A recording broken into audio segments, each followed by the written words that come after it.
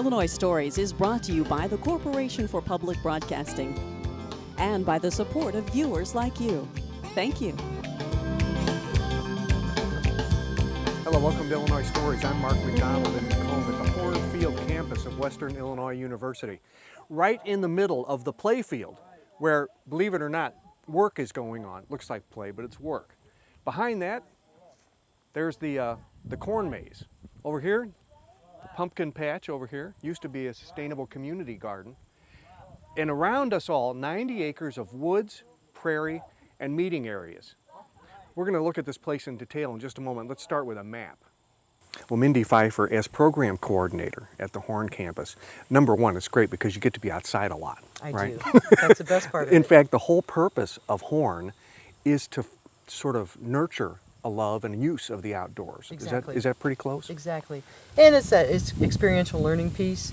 So in our department, Recreation, Park, and Tourism Administration, they can come out here and actually get hands-on experience of what it takes to maintain trails in parks. Or I like to refer to the map as, this is a student project. So he got experience of putting this map together using GIS and plotting out what we have here at Hornfield campus. So this is that particular student's legacy of what he did when he was here. So it's all part of the educational Before we look at the map, let's describe where we are. We're just about a mile outside of Macomb. It's amazing how close we are to being in, but you feel like you're a million miles away. Yes, and that's the beauty of it. We say here in the local area, it's no place so close can take you so far. Mm-hmm. Because unless they've been out here, you can't. You can tell somebody what it's like, but until they drive back in there, it's such a unique niche facility that that's why it's great to have you all here, so we can make sure people know about this resource here in West Central Illinois. Okay, this is a good place to start. We're going to start with the student-built map here. Yes. And we can show people sort of what the shape of Horn is, how big it is, and what's out here. And that way they can orient them for the program that's going to come up. Sure. Okay, where are we now? Okay, well, welcome to Hornfield campus. This is a 90-acre, we call it the half arrow. This is the perimeter, mostly wooded area. And right now we're right here by the parking lot, and we've got an ag piece out here where we have a corn maze. We've got restored prairie that's been there over 30 years, mostly wooded area, so we have a high population of birds, animal species out here because that's kind of our wilderness simulation area. This place down here is a little more developed in terms of we've got some trails that we've cut through here, and again, I always like to emphasize these projects are all student driven. And a lot of them are their ideas too, and so it's my job is to facilitate them getting the practical experience. So they do that out here. Probably the niche, besides the buildings that we're going to go up to later, is but the teams course. I mean, that's a concept that is unfamiliar to some people, but that has actually been going out here since the 70s, and it's all about working with group dynamics. So the number one thing that Hornfield campus is known for in this region is bringing groups out here, teams, whatever group that you want to come out and have them work on their group dynamic skills, whether it's communication skills, how do we solve problems out here, and again, because it's an out of the ordinary place, and hopefully then what they learn here they'll be able to take back into their normal life. Okay, and so one of the men who was instrumental in setting up this team approach is here to talk to us today too, and we'll talk to him out there when we see some of the students in action. Okay. Yep. And okay, that's here. Then you also have meeting area and a lodge out here, and we take this road back here. That's what's here, and people may know it for that because people have had receptions and meetings and those sorts of things out here. Yeah, and it's belovedly referred to out here as Horn Lodge. We're going out to Horn Lodge for a barbecue. Yep. So the university has turned it into field campus. Okay. So, yeah. Well, I'll tell you what. Let's make this our first stop. Let's move from where we are right here, and we'll go down to the team's course trail. Okay. And we'll see some students working down there. That okay. sounds great. All right. Thank you. Okay, Mike McGowan. Now, we were talking about the high ropes course, I think is what you call it. And the way you get on the high ropes course, of course, is to climb like this young man's doing, right? That's the entrance? That's the entrance to the course. He's on what we call a dynamic belay system right now. When he gets up top, he will switch to what's known as a static belay system that allows him to switch from element to element using two separate, what we call lobster claws. They kind of look like lobster claws. They have hooks on the end of them, carabiners. So he'll clip into one, then clip into the other. Then he can unclip from one element, clip both into the other safety line, and that'll keep him safe as he moves through the course. Now he's right above us. Right. If on the unfortunate occasion he might fall, he's not going to fall on us. No, in fact, if you'll notice, there's a line that runs up to him, and this gentleman right here has him on what we call a dynamic belay, which allows the belay to move with him as he moves through the course, and that's what he's doing right now. Okay, now what is he learning up there? Lots of times, individual learning outcomes are exactly that on the high ropes course. We try and take a student where they are and help them work on any particular issues that they may have regarding personal confidence. This is another word for the high ropes course is the confidence course. So he's working on personal confidence, concentration, attention, a lot of other things while he's up there. Now to his right. Okay, now we've got a young lady up there. Now she's on a tightrope, or I probably got the wrong terminology. What is she doing? That element's called a Burma bridge. Actually, it's patterned after an old military way of sending men across a river, but it's a 3-line bridge. And she uses the 2 ropes to steady herself as she walks on the tightrope that way. And again, if she were to fall, she would only fall a couple or 3 feet, right? Because she's on what we call our static system, and there she is. She's just taking a tumble on the course, and you'll notice that she was caught by what we call the lobster claws on top, the 2 clips that hook into the overhead belay system. Now, if we look across over there, there's a young lady. It looks like she's going across a ladder, a horizontal ladder. That is the horizontal. That is the horizontal ladder. That element was actually built by one of our faculty members, Jeff Tyndall. He's pretty notorious for building challenging elements on the course, and that one is rated as very difficult by most of the students. One of the ways that we've set this course up is that the student can make choices regarding the difficulty of the obstacles that they want to engage. So you can choose to go across the Burma Bridge and do one side of the course, or you can stay on this side of the Burma Bridge and do other elements. And the elements on the left-hand side tend to be not as physically challenging as the ones on the right-hand side. My goodness, now that balance that takes is almost incomprehensible to me. But again, even if she were to misstep or to fall or something, there's no danger to her. However, she has to learn to be confident, because if you've got shaky legs, you're not going to be able to do that, are you? Yeah, there's a common phenomena on the course we call sewing machine leg, where people will get up there and because the perception of risk is high, even though they know they're safe, their body doesn't believe it, and so they'll actually start, you can see she just took a tumble there. You'll actually have all that adrenaline going, and you'll get muscle nervousness and all the rest of that, and people's knees will actually quiver as they're trying to negotiate the course. Now, Mike, when you came here in the 80s, as a professor at WIU, excuse me, there was nothing out here. This wasn't here. Well, there were some teams elements. Frank Lufton, who was one of the senior faculty members of the department when I came, had started building problem-solving initiatives in the woods to work with teams. The high ropes course itself hadn't been built yet, and we actually debated for around 10 years whether or not we wanted to install a course like this, because we have other programs, and we didn't want this to take away from our other outdoor programs. But the demand for skills on the part of our graduates to be able to facilitate, maintain, and administer courses like that became such in demand that we really had to install one. Well, Mike, at the end of the day, after all these group activities, the hardest one, or the most developed one, I guess, is the spider web, right? Yeah. We have a couple out here that are like this, where they have to take everything that they've learned all day long, communication, cooperation, organization, planning, dealing with consequences, sharing blame and shame in the group, and all the rest of that. And they bring all those skills together here in really an attempt to demonstrate their mastery of the group process and how they can solve problems together. Okay, so now he has to trust that they're going to catch him, and then they have to hoist him all together. And if that spider web gets touched, it's over, right? Right. Well, here's a classic example where the group has to take responsibility for the consequences of their actions. Now, this oftentimes turns into an ethical debate about cheating and all the rest of that. So now they have to start over because he touched the web. He touched the web. And the story goes that the giant spider is up there ready to eat you if you touch the web. Right. So they both got eaten. But like a lot of video games, you get multiple lives. Right, gotcha. Yeah, one of the nice things about this particular course is that the consequences are, if you will, not natural consequences. They're imposed consequences. So right. when students make mistakes out here, they get do-overs in an attempt to learn the skills. Life doesn't always give you a do-over, but the teams course does. So we do a lot of social skill training out here in terms of communication, cooperation. Well, if they don't communicate and come up with a plan that they all know about, this is not going to work. Right, and it's designed not to work if they don't work together. Okay, now this is, okay, there's a big window. Okay, so they got their first one over.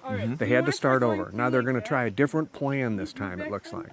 Yeah, it looks like, and it's interesting to watch groups as the plan literally develops and evolves, and people will add ideas, subtract ideas. One of the really nice things about this course is that as soon as someone shares an idea with the group, it's no longer their idea because everybody kind of takes it and twists it and turns it, and it really gets into that whole group process where you get synergy out of the wgroup, right? So where the sum of the parts are, the whole is greater than the sum of the parts as they work together. So it becomes very creative, very dynamic, and I think it really engenders a lot of enthusiasm for this type of social learning, which oftentimes people are not really enthusiastic about. Because whenever you're trying to learn social skills, oftentimes there are social sanctions for not being skilled or being adept. Out here, because it's in the context of play, if you will, it's a game. And we all know that you very rarely die from the outcome of the game. At the same time, you want to succeed at this. You don't want to have to do this all day. You want to be able to pass everybody through and get this behind you, don't you, at some point. So, okay, now they're going to make another go at this. They tried this. It's a little different than the first time. We'll see. What they've done is they've decided to flip him around and go head first because the first part is heavier, and the person who went through first now can assist, but can't come back around and assist. So eventually, the whole group will be on the other side except for one person, and then it's typically the last couple of people that are the most difficult. Yeah. Mike, I've heard it called Wally's Trolley. Is that right? That's one of the names for it, yeah. What's going on here? Really, it's a problem-solving initiative that what the students are trying to do is they're trying to learn to coordinate their actions and to communicate about coordinating their actions and to organize their actions so that they'll be able to work as a team. This is one of the early elements in the teams course. Typically, they've gone through 2 or 3 other communication activities before they start this one. As you can see, if anybody's off, they all have a tendency to fall off. And so the consequences... We just saw it too. And consequences are built into the activity. So whenever a group has a problem, either communicating, organizing, or trying to coordinate their actions, this gives them an opportunity to do that. Later on the teams course, whenever we're doing some of the higher elements like the spider's web, they're going to need to use all of these rudimentary skills in order to solve those more complex problems. So this is a way of reviewing those skills for them early on so that when they get out there and things are a little bit more risky, they'll have the skills they need to do it safely. So we're really warming them up for the rest of the course. Okay, Mike, now I noticed that we've got 2 individuals with blindfolds on and a whole team of folks aren't supposed to talk to them. What's going on here? Well, what they're trying to do is they're trying to communicate with the individual who can't see to help them locate their lightsaber. This particular activity called Jedi is really a process of the group learning to communicate with an individual. One-on-one communication is pretty easy for people, but when groups try to communicate with one person, they have a tendency to overwhelm them with way too much information, or they're getting different suggestions from different people. So who do you follow? Okay, now he's found his, and she's found her, and somehow she knows where he is, it seems like. Her group is directing her towards him right now. And, oh! Okay, so what's interesting here is the coordinator here told them they couldn't use the English language, and they had to find their lightsaber and then be the first to strike. Right. So they had to learn to communicate all that without any words. Right. And the fact that they weren't allowed to use English really forces them to focus on the information that they're giving, because they have to come up with a whole new lexicon, a whole new language of what left-right means, what forward-backward means, in order to do that. Well, so I heard some smart aleck over here was using Spanish, yes. and he knew that his friend knew what derecha was. So yeah, okay. So it works. But this is, once again, an early activity that we do to focus in on communication, which is going to be very important later on as they get deeper into the course. Well, Mindy, we've seen a lot of activity out here at Horn Field campus. But for a lot of people who have known this place for decades, what they know about this place is the cabins and the lodge. They do. It's very attractive. It is unique. Again, these buildings were built in 1932 by private owners. And they're pretty much the same. They've updated them with some electricity and restrooms. But other than that, the brick facilities are the same. It's so rustic. I mean, it looks like the place you'd really want to come out for a weekend or in the winter when the snow's falling, or it's really appealing. It is. We like to refer to it as charmingly rustic. Yeah, yeah. But each one has air conditioning, hot showers, so we have some amenities that make it comfortable. Probably the most beloved part of this is coming outside at night and seeing the stars, because we don't have a lot of lights out here. So again, it's a place where we've had family get-togethers. I've had student groups come out and do their weekend retreats. They come out from the res halls and bring their staff and say, let's go out to Horn and just regroup before the semester goes on. So we have quite a range of clientele that come out here. A lot of scouts. We've even had scout leaders come out for a training, and they put up tents, and I woke up one morning and they had, because they'd come in throughout the evening, and there were 60 tents set up around the buildings. So that was kind of a neat day. But yeah, a lot of use of this beloved facility. But as you mentioned, the locals think of Horn Lodge. And when I meet people my age or older, they'll all say, I remember going out to Horn Lodge for something. I can't remember, but they know of Horn Lodge. Well, let's go in there and take a look, okay? Well, Mindy, it's really rustic, isn't it? It is rustic. Like I said, not much has changed about the physical structure since 1932.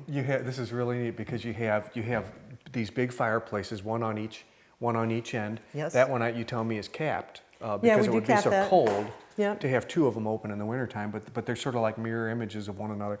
These floors, I mean, you can tell that a lot of feet have trod on these floors over the years, haven't they? Yes, yeah, a little warping, but the original wooden peg nails, probably one of the other favorite parts. Well, the redwood beams they brought in from California. Yeah. Wow. Those are pretty Wow. massive. Those will last forever. And then the antique pickle jar light covers. And we always laugh about, I don't know if you can see it when you film it, but we've got the new fluorescent bulbs in there. So we like to show the old and the new of how we've progressed. Have you ever had to replace one of those? Yes, one broke, and it took a long time. We tried antique stores. I looked at antique stores, but it finally took, a student got on eBay. Yeah. And a woman was cleaning out her attic out in New York. Perfect. $25. Yeah. I hope you got more than one because She only had one. You only had one. That was it. Like you said, the people that come out here remember this place from being a kid at some point. Yes. Yes. Now, this wasn't always a screened-in porch. No. You converted it. And like I talked earlier, a lot of these projects are student-driven, and this used to be full of stuff because we're very limited on storage space out here. But it had been that way for 30-odd years. The windows were boarded up, and I had some students take on the project of, let's get that cleaned out and get some screen up in it. And yeah, it's our wildlife viewing area, and people love to have coffee out there in the summer. Heck yes, of course. And if you did if you had a group out here for a meal, that's where you'd want to go afterwards. Sit there and listen to the birds and et cetera. It's become a very favorite spot. Now, we use the word Horn a lot. Yes. Horn Field Campus. And I asked you, well, do you have a picture of them? I said, I can do better than that. We've got a whole history laid out here. Yes. But maybe you can show me. Is this what it looked back when it was built? Yes. And you can see we're in the lodge currently, and the circle drive is the same. Yeah. Actually, this is my office, and then the three cabins. One's kind of hidden. And like I said, we've tried to modernize those, at least with electricity. But again, back when they were built, no electricity. They all have fireplaces, which we can still use. They're capped, again, for energy efficiency, because we do have air conditioning in them. But restrooms were added. The bigger cabin actually is the one that is handicap accessible. So we are able to open that up for accessibility. Here's a picture of Frank Horn. And here's Mr. Horn, Frank Horn. Big philanthropist in the Macomb area. He was the local Coca-Cola bottler, and he had a bottling company here in Macomb and also in Canton, Illinois. And so you've got Horn's Best soda there, and I think that he was also referred to as Pappy Horn. So this is one of Pappy's sodas. We don't know what flavors they were, but he had the property for 20 years. He bought it as a personal retreat. Yes, he did. Before that, It had been built by one of the Bacons, and I'm not sure which one, but the Bacon family Yes. had the property and built the retreat, didn't Yes, Dr. Bacon was one of the first doctors in Macomb, and they built these buildings in 1932. And again, it's also fun to tell students that most of this property, as you know, being from this area, was prairie. So it's interesting when you think about what the area did look like and now what we've developed it into, you know, with the buildings and the trails. But most of the area is wooded, and we do have some hiking trails. And there is a creek that runs down the west side of the property. So again, the students are in charge of keeping the trails mulched, cleared. We've got a couple bridges that when we get a construction management major out here, we get excited because they can help us do some of the bridge building and maintenance. Yeah. Before we go into the kitchen, which is fascinating to look at, I wanted to show this because you happen to have an aerial of, we mentioned, you know, the corn maze. Yes. And this is a really good picture of it. We were standing out here and looking at the students earlier as they were in the play field. But this is what you can do with a corn maze. And this is really fascinating. And you do this every year, don't you? Every year, and I think it's neat to tell people it starts in May. And students always do it. And, it's like what students are out here and kind of the contest of who wants to design it. And then it's quite a commitment to get it done because it is, some years they've used a mower.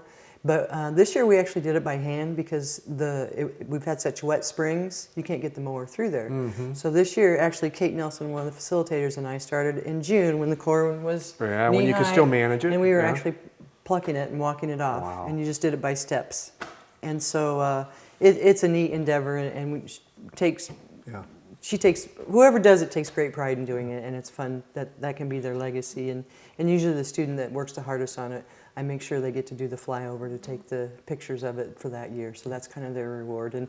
And we get a lot of students involved in running the corn maze because it's open in October. So every weekend I've got different students groups that come out and work it. Somebody has to be here because the public's coming out, right? Yep. And so that's a little fundraiser for them to work it, and it's revenue generating for Horn to put back into the program. So it's an annual event that brings in a lot of people. Let's walk to the kitchen.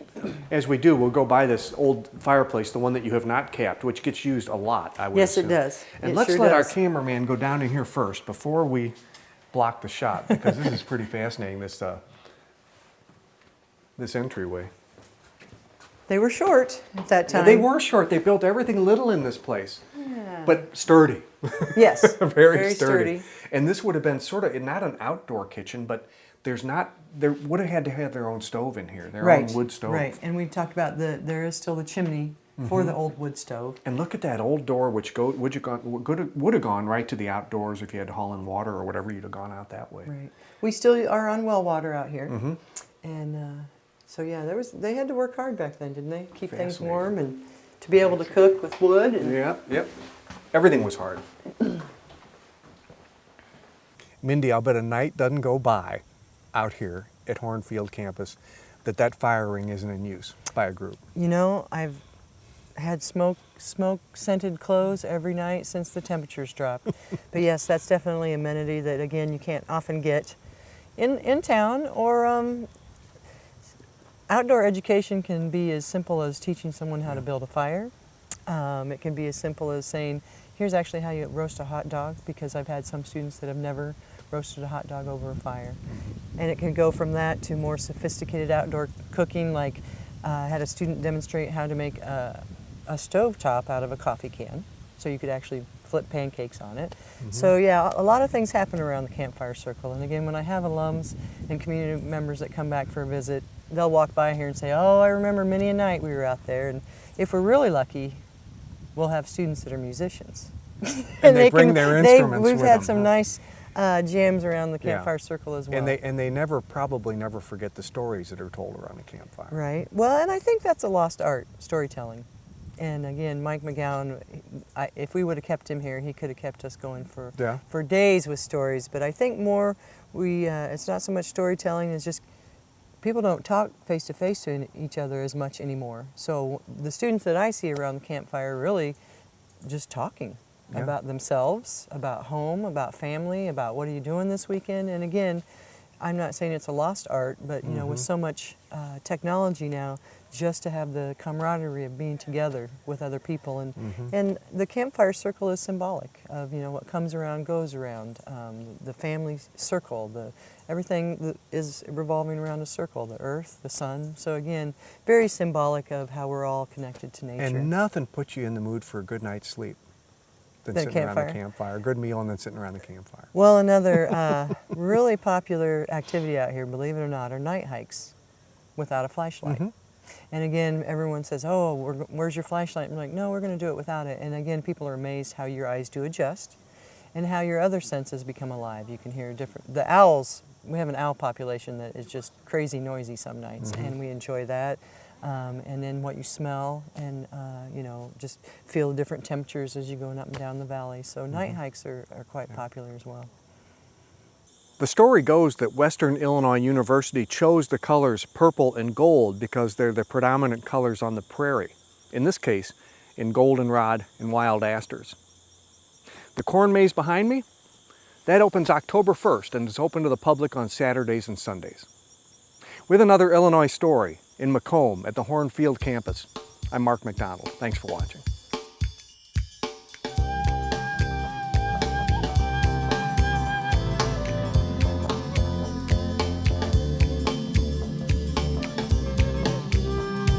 Illinois Stories is brought to you by the Corporation for Public Broadcasting and by the support of viewers like you. Thank you. For a DVD copy of the program you've just seen, send $19.95 to Network Knowledge, P.O. Box 6248, Springfield, Illinois 62708. Be sure to include the program name, subject, and when the program aired. You can also order with your credit card by calling 800-232-3605.